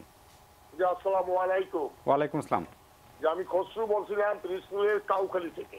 জি, যে আমার ব্রিগেডিয়ার সাগর সাহেবের কাছে প্রশ্ন, বাংলাদেশের সেনাবাহিনী, নৌবাহিনী, বিমান বাহিনীর সদস্যরা জাতিসংঘ শান্তি মিশনের দক্ষতার সহিত কাজ করে আসছে। সেক্ষেত্রে এই নৌবাহিনীতে নতুন করে সাবমেরিন যুক্ত হওয়ার কথা আমরা কি একটি নতুন দিগন্তের সূচনা হলো বলে আমি মনে করি। আর এই বিষয়টিকে আপনি কিভাবে দেখছেন একটু যোগ করতে চাই যে এই অর্জনটিকে আমরা কিন্তু ছোট করে দেখি না। অর্থ বাংলাদেশের অনেক উন্নয়ন কাজে বা সামরিক বাহিনী এবং সামরিক শক্তিতে আমরা শক্তিমান হয়ে বহির্বিশ্বে যারা শক্তিমান তাদেরকে বাংলাদেশ মোকাবেলা করার জন্য এখন স্বয়ং সম্পূর্ণ বলে কি আপনি মনে করেন? জি, আপনাকে ধন্যবাদ। মানে সব প্রশ্ন আজকে আপনার দিকেই, টার্গেট আপনি, বেশিরভাগ প্রশ্ন আর কি। খসরু সাহেব প্রশ্ন করলেন, মতামত দিলেন। আমি শুধু খুব সংক্ষেপে বলি, কোনো কিছুরই কিন্তু শেষ নেই। আপনি যদি বাড়াতে চান বাড়াতেই পারবেন, কিন্তু কতখানি প্রয়োজন আপনার ততটুকু বাড়াতে হবে। আপনি যদি মনে করেন যে আমাদের সামরিক শক্তি আরও বাড়াতে হবে, আরও বাড়াতে পারেন। যদি মনে করেন এতটুকুই দরকার, এতটুকুই তে হবে। বড় সাইজ দিয়ে কিন্তু কথা নয়, কথাটা হচ্ছে হাউ এফেক্টিভ ইট ইজ, কার্যকারিতা কতখানি। আমি যদি ইসরায়েলি উদাহরণ দিই, Israeli army is very small, কিন্তু হোল নেশন ফাইটস, পুরো দেশ যুদ্ধ করে। হ্যাঁ, তো কাজেই দুটো সাবমেরিনে যে আমাদের একটা বিশাল শক্তি বেড়ে গেলো তেমন কিন্তু না। আমাদের যাতে ছোট ছোট রাষ্ট্র আছে বড় শক্তিধর। তো ব্যাপারটা হলো যে আমরা একটা জায়গায় পৌঁছতে চাচ্ছি, যে আমরা যখন অর্থনৈতিক উন্নতি করছি সেই সাথে অন্যান্য উন্নতিগুলো প্রয়োজন আছে। আপনি চিন্তা করুন, আমি জানি না আপনার বয়স কত, আপনি চিন্তা করুন বাংলাদেশ স্বাধীন হওয়ার পরে কেউ আমাদের কতখানি জিজ্ঞেস করেছে হাউ লং। একজন এসে বললো বাস্কেট কেস। আমরা নিজেরাও তখন সন্ধিয়ান হয়ে গেলাম যে ভাই কীভাবে টিকবো আমরা। বাট আজকে তো মানে বাংলাদেশ ইজ এ ফ্যাক্টর। আমাদের প্রায় 10,000 12,000 আর্ম ফোর্সেস লোকজন আছে বিভিন্ন দেশে, তারা করছে, এবং তারা তো বাংলাদেশকে প্রজেক্ট করছে। তো এটা কতখানি শক্তি অর্জন করেছে না করেছে সেটাই, সেই দিকে না গিয়ে আমাদেরকে দেখতে হবে যে আমরা একটা জায়গায় পৌঁছতে চাই, যে অ্যাটলিস্ট আমাদেরকে কেউ যদি এটা মনে না করে যে ফুৎকার দিলাম উড়ে গেল, তো সেটা যেন না মনে করে। আর দ্বিতীয়ত আরেকজন বলেছিলেন ভৌগোলিক অবস্থান, এবং এই কারণে যেটা আমি বলছিলাম, যেটা ভৌগোলিক অবস্থান এবং ভূকৌশলগত বিষয়টি একসময় আমি নিজেও মনে করতাম, আমি তো অল্প স্বল্প লেখাপড়া করেছি এর উপরে, আমি নিজেও মনে করতাম যে বাংলাদেশের ভৌগোলিক ইম্পর্টেন্স বা ভূকৌশলগত কোনো ইম্পর্টেন্স নেই। যতটুকু আছে ভূকৌশলগত ইম্পর্টেন্স ইন্ডিয়ার কাছে আছে বাংলাদেশের, বিকজ ওয়েজ একটা এক ধরনের মাঝখানে আছে, হ্যাঁ, পেটের ভিতরে ইস্টার্ন ইন্ডিয়া, ওয়েস্টার্ন ইন্ডিয়া। কিন্তু এর ভৌগোলিক অবস্থান তো আপনার পরিবর্তন হবে না, কিন্তু আপনার স্ট্র্যাটেজিক স্ট্রেংথ পরিবর্তন হতে পারে। ইকোনমিক গ্রোথের সাথে আপনার এক ধরনের স্ট্র্যাটেজিক স্ট্রেংথ তৈরি হবে। ডিপ্লোম্যাটিক স্কিলের উপরে আপনার এক ধরনের স্ট্র্যাটেজিক উন্নত হতে পারে। আর্ম ফোর্সেসের দক্ষতার উপরে আপনার স্ট্র্যাটেজিক ইম্পর্টেন্স হতে পারে। এখন বাংলাদেশের যে ইম্পর্টেন্সটা, ইকোনমি, গ্রোয়িং ইকোনমি, এবং আমি যেটা বললাম যে আমাদের উপমহাদেশের অনেক দেশের থেকে অনেক ভালো ইন্ডিকেটর, সামাজিক সূচক অনেক বেশি, আপনি যে কোনো কাজের সাথে কম্পেয়ার করেন না কেন। দ্বিতীয়ত হচ্ছে যে আমাদের ডিপ্লোমেসি ইজ মোর ম্যাচিওর্ড এখন, যেটা আজ থেকে 30 বছর আগে একরকম ছিল, এখন মোর ম্যাচিওর্ড। তারপরে আপনার আর্ম ফোর্সেস মোর ম্যাচিওর্ড। আপনি চিন্তা করেন যে 80s দিকে, 75-এর দিকে, 75 to 80, 81 একটা আনস্টেবল অবস্থা ছিল। তো সেখান থেকে তো এখন প্রিটি ম্যাচিওর্ড। তো কাজেই দারিদ্র্যসীমা অনেক কমেছে। আমি আবার বলছি যে একেবারে দরিদ্র যে আমাদের দেশে নাই তা নয়, হতদরিদ্র আছে, বাট আগে যে অবস্থা ছিল সেখান থেকে তো আমরা অনেক বেটার আছি। এখন তো গ্রামে গঞ্জে অনেক সময় লোক পাওয়া যায় না, এই প্রসঙ্গে আমি একটু যুক্ত করতে চাই, সেটি কাজে আমরা ওইভাবে না দেখে আপনি শেষ করলে আমরা একটু পজিটিভলি যদি দেখি সবকিছু মিলিয়ে, তাহলে শুধু যে আর্মি বা আর্ম ফোর্সের খরচ করছে, ইয়েস, ডিফেন্সে খরচ করা, ইট ইজ জাস্ট ওই যে আপনি বলেন যে নদীর মধ্যে টাকা ফেলে দিলাম, ওই রকম মনে হবে। বাট দিস উইল পে, কীভাবে পে করছে সেটা তো সাধারণ চোখে, পে ব্যাক কীভাবে হচ্ছে সেটা তো আমরা সাধারণ চোখে দেখতে পারি না। মামুন কি না, ঠিক আছে, মানে আমি যেটি বলতে চাচ্ছিলাম সেটা হচ্ছে যে এই যে প্রশ্নগুলি আজকে দর্শকরা করছেন যে আমাদের মতো দরিদ্র দেশে, একজন বলেছেন 80% এটি দরকার আছে কিনা, এই প্রশ্নের উত্তরও কিন্তু প্রধানমন্ত্রী তার বক্তৃতার মধ্যেই আজকে দিয়েছেন। তিনি বলেছেন যে বাংলাদেশ কোথায় কোথায় ভালো করছে, সামগ্রিকভাবে আমরা আমি দর্শকদের উদ্দেশ্যেই বলি যে ধরা যাক গ্রামের যিনি কাউখালীর থেকে প্রশ্ন করেছেন, কাউখালীর কোনো একটি দরিদ্র পরিবার 20 বছর আগে খুবই দরিদ্র ছিল, কিন্তু আস্তে আস্তে তার ছেলেরা বা ছেলেমেয়েরা ভালো লেখাপড়া শিখেছে, তারা ভালো চাকরি করছে, আস্তে আস্তে তাদের গ্রামের মাটির ঘরটি বা বাঁশের ঘরটি এখন পাকা দালান হয়েছে, পাকা দালান হয়েছে, তাদের বাড়িতে এখন আগের চাইতে ভালো খাওয়া দাওয়া হয়, তাদের ছেলেমেয়েরা ভালো স্কুলে পড়ে, বাড়িতে প্রাচীর দিয়েছেন। সেই পর্যায়ে 10 বছর 20 বছর পরে এসে তারা ওই পরিবার মনে করতেই পারে যে এখন আমার দুটো অস্ত্র কেনা দরকার, কারণ আমার বাড়িতে ডাকাত আসতে পারে, বা সে দুজন এক্সট্রা দারোয়ান রাখতে পারে। এটি হচ্ছে একটা পরিবারের সমৃদ্ধির লক্ষণ, সমৃদ্ধির চিহ্ন। তো বাংলাদেশ আমরা যদি জাতি হিসেবে গত 20 বছরে 30 বছরে অনেক দূর এসছি, যেটি আমাদের এই আলোচনার ভিতরে উঠে এসছে। বাংলাদেশের 80% মানুষ এখন আর দরিদ্র নেই, বাংলাদেশের 80% মানুষ এখন আর সেই হাড্ডিসার কঙ্কালসার চেহারা নিয়ে থাকে না। ঢাকা শহরের কথা না হয় বাদে দিলাম, গ্রামে গঞ্জে মফস্বলেও যেখানে যাই সেখানেই তো আজকে চট্টগ্রাম শহরের আশপাশে ঘুরছিলাম, সেখানেও দেখলাম যে সুন্দর সুন্দর বাড়িঘর হচ্ছে, মফস্বল শহরে অনেক সুন্দর ভবন পাকা দালান হচ্ছে, রাস্তাঘাট ভালো হচ্ছে, মানুষের ব্যবসা বাণিজ্যের অনেক প্রসার হচ্ছে, এবং আমাদের হিউম্যান ইন্ডেক্স যেগুলিকে আমরা বলি যে জীবন মানের যে বিষয়, আমাদের স্বাস্থ্য, শিক্ষা, চিকিৎসা সকল ক্ষেত্রেই তো আমরা ভালো করছি, এবং আমাদের প্রতিবেশী 2 দেশ ভারত এবং পাকিস্তানের চেয়ে ভালো করছি। কিন্তু ভারতের যখন সামরিক শক্তি বৃদ্ধি হয় তখন তো ভারতের মানুষ সেটা নিয়ে আপত্তি করে না, পাকিস্তানের সামরিক শক্তি বৃদ্ধি হলে পাকিস্তানের মানুষ আপত্তি করে না। আমাদের এখানে আপত্তি কেন করে সেটি আমার যেটি ধারণা যে আমরা এই সংস্কৃতিতে নতুন ঢুকছি। আমরা সব কিছুকেই মনে করি যে এটি বোধহয় অপচয় হলো, বিমান কিনলেও আমরা মনে করি অপচয়, আমরা শুধু মনে করি যে 3 বেলা ভাত খাবো সেটাই আমাদের প্রয়োজন, আর কোনো কিছু প্রয়োজন নেই। তা আসলে কিন্তু না। আমাদের খাবার যেমন দরকার আছে, আমাদের পোশাক পরিচ্ছদ, চিকিৎসা, এবং এটি কোনো ক্রমেই বিলাসিতা না আমি মনে করি। সেটি প্রধানমন্ত্রী খুব সুন্দরভাবেই ব্যাখ্যা করেছেন যে আমরা যেমন সমৃদ্ধ হচ্ছি, সমৃদ্ধিটা সমান তালে সব দিক থেকেই হওয়া দরকার।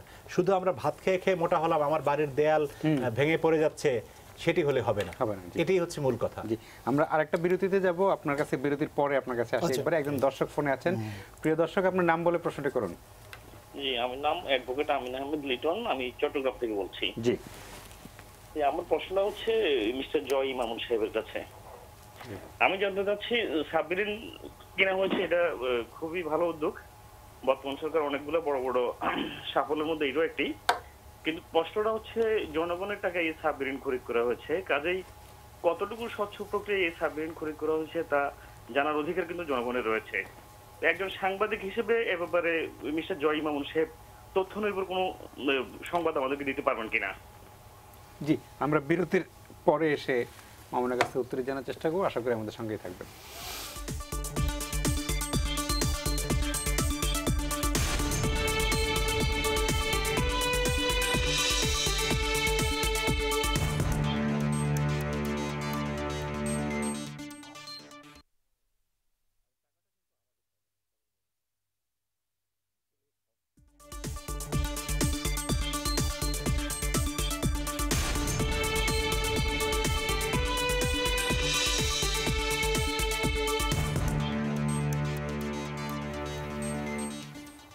প্রিয় দর্শক, আমরা ফিরে এলাম আলোচনা অনুষ্ঠানে, একদম শেষ প্রান্তে চলে এসেছি।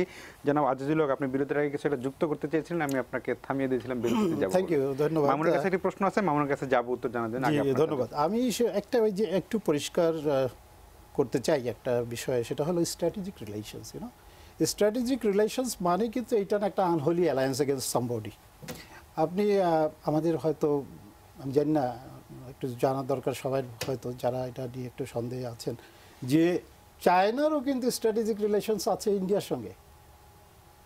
India China have strategic relations. Strategic relations means more intensive cooperation, and also that includes security cooperation. লি কেচিয়াং, তাদের প্রাইম মিনিস্টার অফ চায়না, উনি যখন 2013-এ ইন্ডিয়া গিয়েছিলেন, তো তাদের জয়েন্ট স্টেটমেন্টে ওটা আছে যে strategic relations plus they are establishing strategy, they have strategic relations, they recalled it. আরেকটা হলো যে they were supposed to, আমি খুব আপডেটেড না এই বিষয়টায়, ওরাও কিন্তু মিলিটারি এক্সারসাইজ, জয়েন্ট মিলিটারি এক্সারসাইজের কথা ওখানে ছিল, যে they would go for joint military exercise. তো একদিকে যেমন রাইভালরি আছে, অন্যদিকে কিন্তু প্রচণ্ড রকমের সহযোগিতা আছে। বিভিন্ন প্রতিবেশী তো আপনি প্রতিবেশী চেঞ্জ করতে পারবেন না কখনো। অ্যাবসলিউটলি। কাজেই স্ট্র্যাটেজিক আমাদের সঙ্গে যে চায়নার স্ট্র্যাটেজিক রিলেশনস এখন হয়েছে প্রেসিডেন্ট শি জিনপিং এর বাংলাদেশ সফরের পরে, চায়না কিন্তু প্রত্যেকটা দেশের সাথে তাদের দ্বিপাক্ষিক রিলেশনসের একটা গ্রেডিং করে। আমরা যে স্ট্র্যাটেজিক রিলেশনস এখন এস্টাবলিশড হয়েছে দুই দেশের ভিতরে, তার আগে যেটা ছিল সেটা হলো closer partnership of cooperation, closer partnership for cooperation, closer comprehensive partnership for cooperation. এখন ওই লেভেলের পরে হলো স্ট্র্যাটেজিক রিলেশনসের আমরা আরেক ধাপ এগিয়েছি। তো সেটা এই কারণে কারো শঙ্কিত হওয়ার কারণ নেই, এটা একটা চলমান প্রক্রিয়া। আরেকটা জিনিস আমি বলতে চাই যে এই যে পোভার্টির কথা বলা হচ্ছিল, আমাদের পোভার্টি অ্যালিভিয়েশন বা ইরাডিকেশন তো একটা জগৎজোড়া একটা সুনাম এনেছে আমাদের। গত বছরই বিশ্ব ব্যাংকের প্রেসিডেন্ট বাংলাদেশে এসে প্রশংসা করে গেছেন। এখন আমাদের পোভার্টি রেখার যে নিচে অ্যারাউন্ড 22-23% লোক, এবং maybe by this time it is 20%। এবং এক্সট্রিম পুয়ার পিপল সেটা কিন্তু শুধু আমাদের দায় না, এটা আপনার উন্নত বিশ্বে, এমনকি আমেরিকায় মিলিয়ন্স অফ হোমলেস পিপল আর দেয়ার, যারা স্ট্রিটে থাকে, যারা স্টেশনে ঘুমায়। হ্যাঁ, ইউরোপের ডেভেলপড কান্ট্রিতেও হোমলেস পিপলের সংখ্যা একেবারে নেহায়েত নগণ্য নয়। চায়নার কথা ধরি, আমাদের population say little about 150 million, হ্যাঁ, 15 কোটি আর কি, কেউ বলেন 16 কোটি। চায়নার এক্সট্রিম পভার্টি পুয়ার লোকের সংখ্যাও কিন্তু আমাদের বাংলাদেশের পপুলেশনের সমান। হ্যাঁ, এইসব থেকে কেউ মুক্ত নয়, এইসব থেকে কেউ মুক্ত নয়। আর একটা জিনিস আমি যেটা বলতে চাচ্ছিলাম সেটা হলো যে আমাদের অর্থনৈতিক সমৃদ্ধির সঙ্গে সঙ্গে মিলিটারিকে স্ট্রেংথেন করা এটা একটা স্বাভাবিক ব্যাপার। আপনি যখন নিউট্রিশন ইনটেক ঘটে শরীরে, আপনি হাতকে বঞ্চিত করতে পারেন না, nutrition automatically goes into your hands too, that make you powerful. আমাদের হাতের সাথে আমাদের যে কোনো দেশের আর্ম ফোর্সেস হচ্ছে ওই দেশের হাতের মতো, বহিঃশত্রুর আক্রমণ থেকে নিজেকে রক্ষা করার জন্য, যেন আমরা হাত প্রোটেকশন সিকিউরিটির জন্য।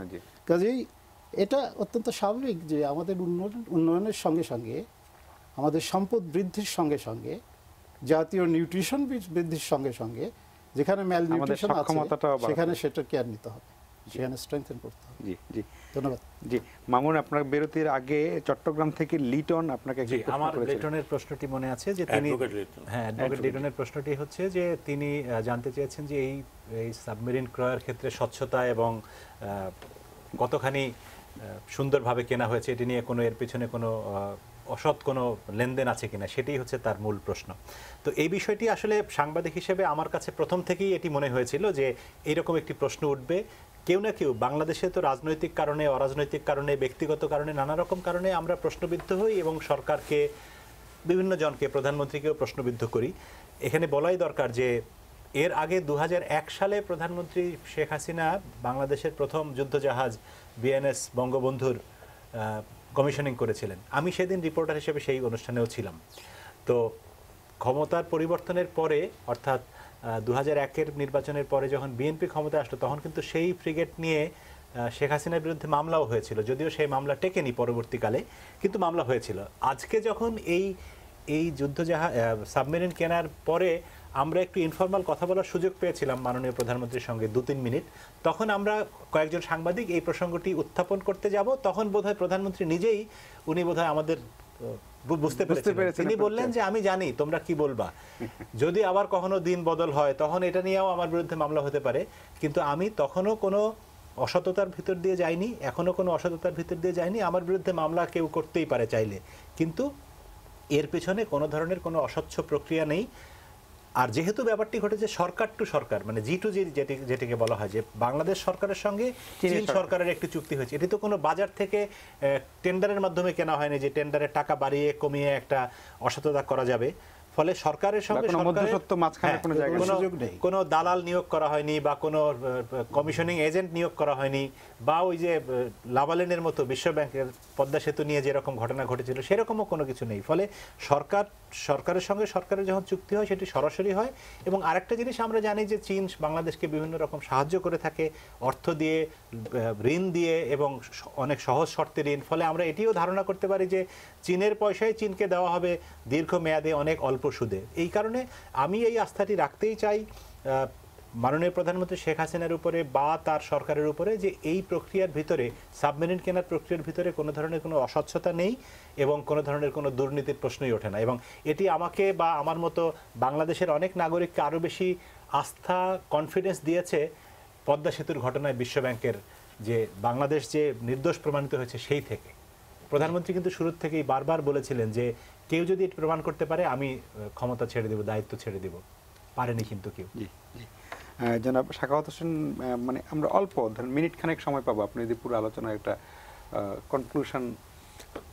কনক্লুশনটা হলো এই যে মানে এই সাবমেরিন নিয়ে আমরা কেন আলোচনা এত করছি, বাংলাদেশের নেভিতে ফ্রিগেট কেনা হলো, এত কিছু কেনা হলো, কখনো তো আপনার আলোচনা টেবিলে আসেন, এবার 2টা ফ্রিগেট কিনছে না জানি কি হয়ে গেছে।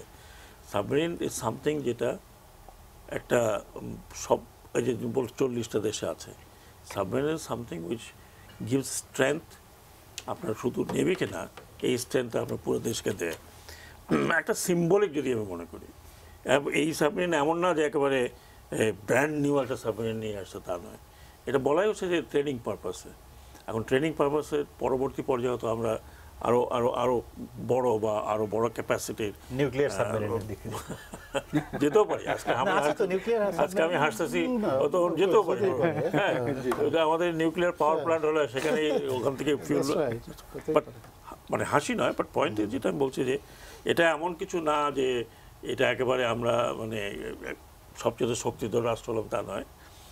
কিছু স্ট্র্যাটেজিক কনসার্ন থাকতেই পারে নেইবারিং কান্ট্রিজের, যে কোনো নেইবারিং কান্ট্রি। ইভেন মিয়ানমারের একটা স্ট্র্যাটেজিক কনসার্ন থাকতে পারে যে কি ভাই ওরা যখন সাবমেরিন কিনছে এখন আমাকেও 4টা নিতে হবে। মিয়ানমারে একসময় ছিল তো, এখন ডিকমিশন করে ফেলেছে। ওটা তো দ্যাট ওয়াজ ট্রেনিং পারপাস, কোথা থেকে নিয়ে আসছিল। হাওয়ার একটা কনসার্ন থাকতেই পারে। আমার কাছে যদি 4টা বন্দুক থাকে তাহলে আমি চালাই বা না চালাই, আমার আশেপাশের প্রতিবেশীদের উপরে 4টা বন্দুক তার বাড়িতে নিয়ে কি করতেছে, হ্যাঁ, কার জন্য করতেছে, এগুলো প্রশ্ন উঠবেই। বাট দ্য পয়েন্ট যেটা আমি মনে করি, আমি আবার শেষে এটাই বলবো যে আমাদের যে এক ধরনের অবস্থান ছিল, সেই অবস্থান থেকে আমাদের একটা স্ট্র্যাটেজিক অবস্থান তৈরি হচ্ছে। এবং এটা তো মানে এই নয় যে আমরা কারোর বিরুদ্ধে যাচ্ছি বা কিছু, বাট ডিপ্লোম্যাটিক্যালি আমি যদি বলি, যেটা arm forces and diplomacy goes together, hand in hand. Diplomatically যদি আমরা বলি তাহলে উই ওয়ান্ট যে আমরা একটা ব্যালেন্স করতে চাচ্ছি, এবং এটা সরকারের জন্য, বাংলাদেশের মানুষের জন্য এটা অত্যন্ত হবে। আমরা কারো ভারতের দিকেও যেন একেবারে ঝুঁকে পড়ে না যাই, আবার চায়নার দিকেও একেবারে ঝুঁকে পড়ে না যাই। We must balance in our relationship. জি, আপনাদের সবাইকে অনেক ধন্যবাদ।